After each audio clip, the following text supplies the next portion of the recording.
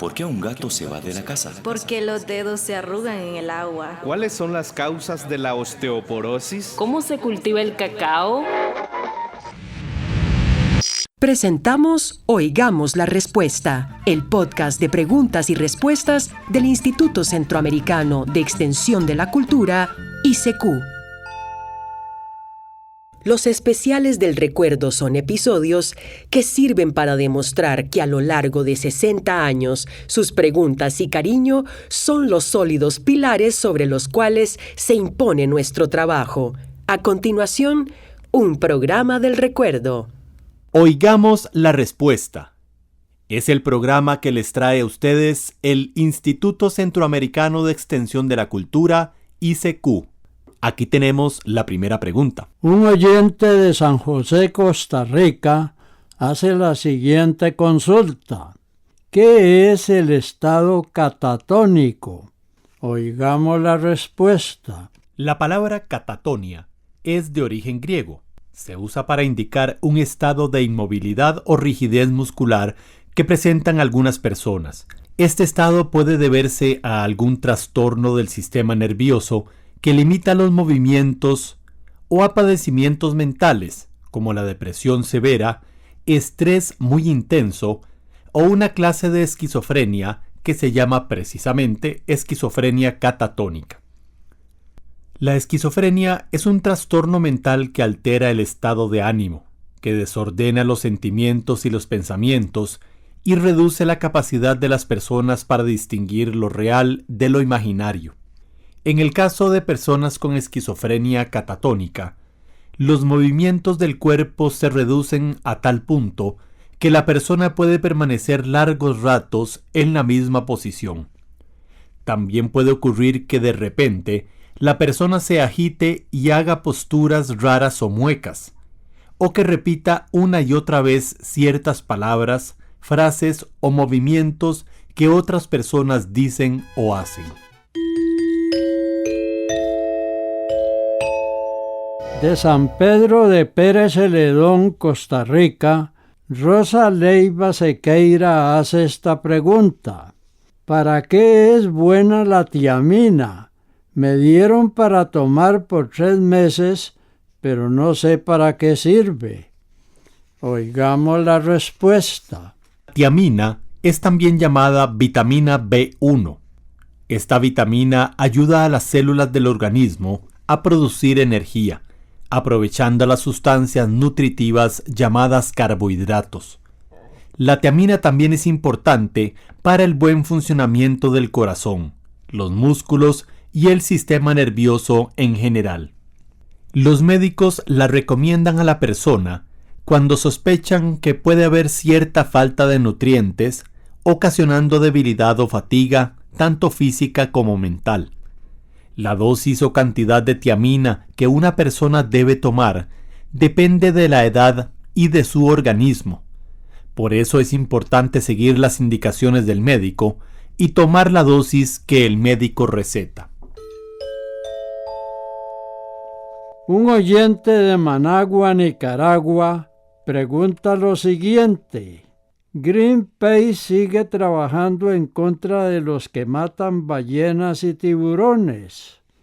Oigamos la respuesta. Efectivamente, impedir la matanza de ballenas y tiburones es una de las tareas que la organización Greenpeace desarrolla con mayor insistencia desde hace muchos años. Greenpeace se fundó en 1971 en Canadá. Nació a raíz de un movimiento de personas que en esa época protestaba contra la intención del gobierno estadounidense de llevar a cabo proyectos de energía nuclear en Alaska.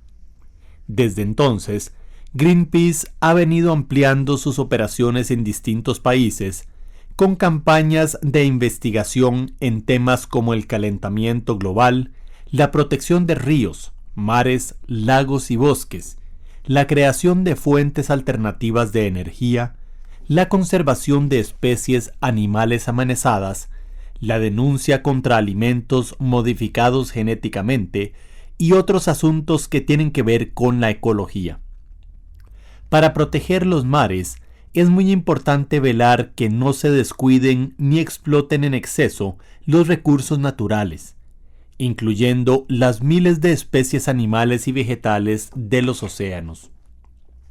Por eso, tienen departamentos especializados en la denuncia de actividades como la pesca pirata y la pesca excesiva, prácticas que se llevan a cabo sin ningún control y sin consideración por el impacto que tienen en los mares. Además, la organización sigue poniendo especial cuidado a la cacería de especies como ballenas, focas, tiburones, delfines y tortugas, que merecen especial protección por estar en peligro de extinción y que, sin embargo, siguen siendo cruelmente cazadas por compañías que tienen intereses comerciales en explotar la carne de estos animales. Greenpeace tiene barcos que navegan los mares de todo el mundo, con expertos y voluntarios que constantemente vigilan de cerca las actividades que puedan poner en riesgo el equilibrio ambiental del planeta. Un oyente de Sonsonate, El Salvador, nos pregunta lo siguiente: ¿cómo es eso de que en algunos países el arroz lo tiran por medio de aviones para que nazca? Yo he visto que lo siembran en surcos. Escuchemos la respuesta. Aunque parezca increíble, es cierto. Con el avance de la tecnología, hoy día es posible sembrar arroz utilizando avionetas de una manera similar a cuando se hacen fumigaciones aéreas en las plantaciones de banano y de piña. Esto está muy ligado a la historia de la aviación agrícola, que es como se le conoce a esta actividad. En 1911, un piloto de origen alemán tuvo la idea de utilizar los aviones en la agricultura. Al finalizar la Primera Guerra Mundial, se hicieron los primeros vuelos con tecnología muy limitada, difícil y peligrosa. Para finales de la Segunda Guerra Mundial, comenzó la aviación agrícola como tal. A esto contribuyó la aparición de los plaguicidas sintéticos de gran eficiencia y bajo costo. Se considera que el piloto español Salvador Rivera Carbonell fue el pionero en la siembra del arroz con el uso de avionetas allá por el año 1972. Este hecho revolucionó la agricultura de este cereal. Antes de eso, las siembras se hacían a mano y era necesario utilizar mucha mano de obra. A partir de estas experiencias, el uso de avionetas para la agricultura en grandes extensiones se ha convertido en una útil herramienta para el cultivo de arroz, así como para aplicaciones de plaguicidas y abonos. De San Lorenzo de Tarrazú, Costa Rica, Marcos William Vargas Fonseca pregunta: ¿cuánto de largo y ancho tiene todo Centroamérica de kilómetros, cada uno por aparte? Oigamos la respuesta. No existe una sola medida de ancho y largo para el territorio centroamericano, o para cada país de esta región. Se trata de extensiones de terreno que en algunas partes son más delgadas y en otras más anchas. Para que tenga una idea, imagínese que entre el puerto de Punta Arenas en el Pacífico y Puerto Limón en el Atlántico de Costa Rica hay unos 180 kilómetros en línea recta, pero la distancia entre Puerto Cabezas en el Atlántico y Puerto Sandino en el Pacífico nicaragüense es de unos 440 kilómetros en línea recta. En Panamá, que tiene un territorio más largo que ancho, hay partes en que los dos océanos están separados por apenas 80 kilómetros de tierra, como en la región central. Por eso, generalmente se dan medidas de área o superficie en vez de largo y ancho. La superficie de los países se da en kilómetros cuadrados, pues es más sencillo medir la extensión con figuras cuadradas que midan 1 kilómetro por cada lado. Según el área, el país más grande de Centroamérica es Nicaragua, que mide 131.000 kilómetros cuadrados.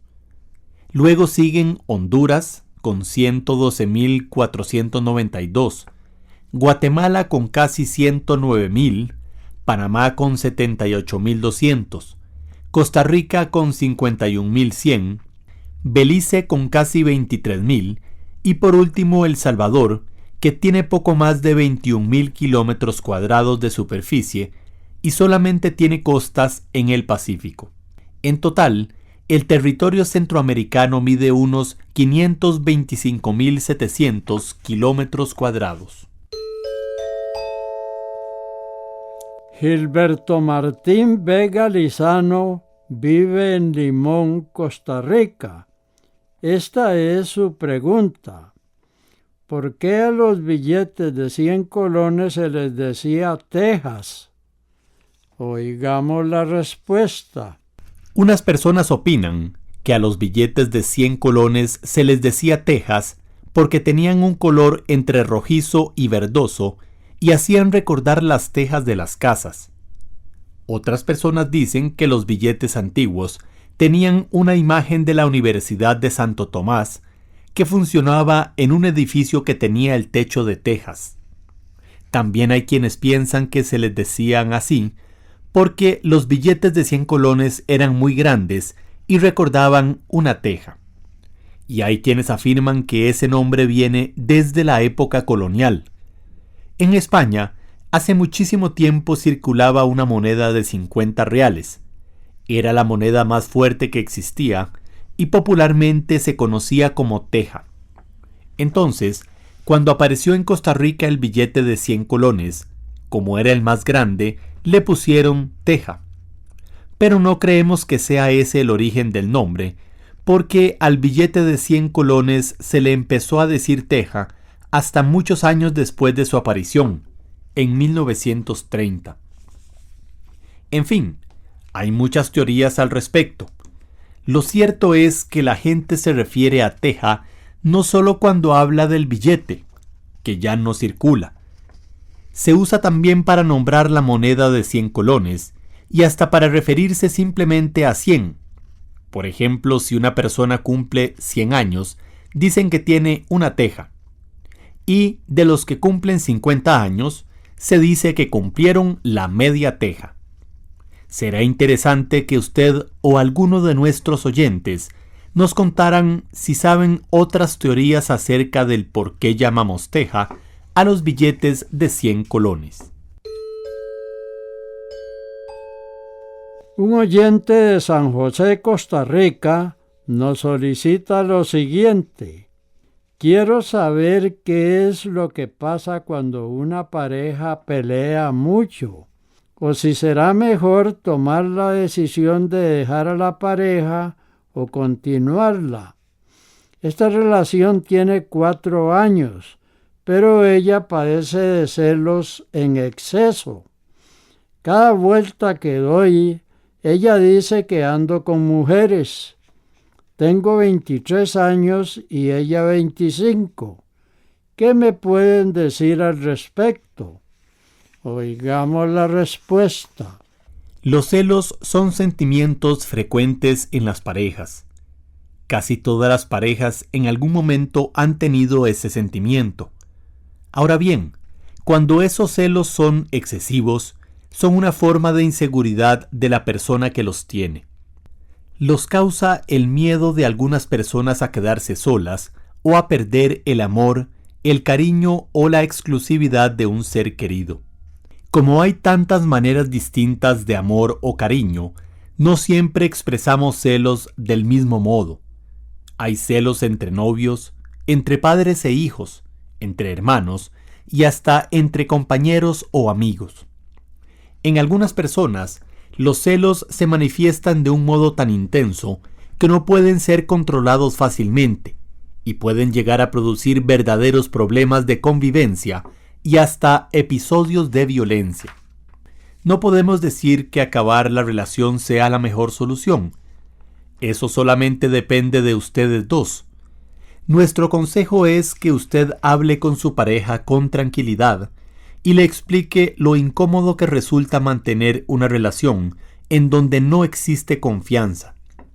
Las relaciones son para enriquecerse, para cultivar lazos de unión, y no para desvelarse, generar sospechas o estar constantemente en peleas. En la medida que una relación produzca felicidad, serenidad y un buen estado de ánimo, vale la pena luchar por ella. Es cuestión de sentarse a conversar seriamente para definir los verdaderos deseos de ambos y analizar las razones de que existan esos celos. Desde León, Nicaragua, Melchor Talavera pregunta: ¿quiénes son los que hacen la música que se pone en ciertas películas de horror?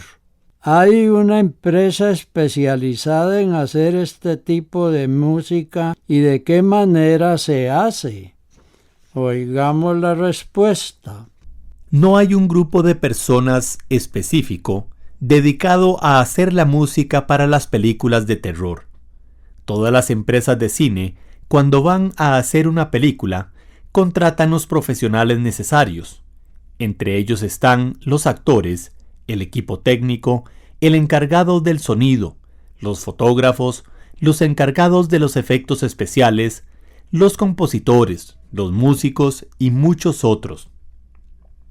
El equipo dedicado a la música se encarga de componer la música adecuada para cada película. A veces usan obras de compositores conocidos, de quienes obtienen autorización de ellos directamente o de sus representantes, o bien pagan los derechos de autor. Pero la mayoría de las veces se contrata a compositores para que hagan la música de la película. Por su gran calidad artística, John Williams ha recibido 5 veces el Oscar de la Academia de las Artes y las Ciencias Cinematográficas de Hollywood. Esto fue Oigamos la Respuesta, el podcast de preguntas y respuestas del Instituto Centroamericano de Extensión de la Cultura, ICQ.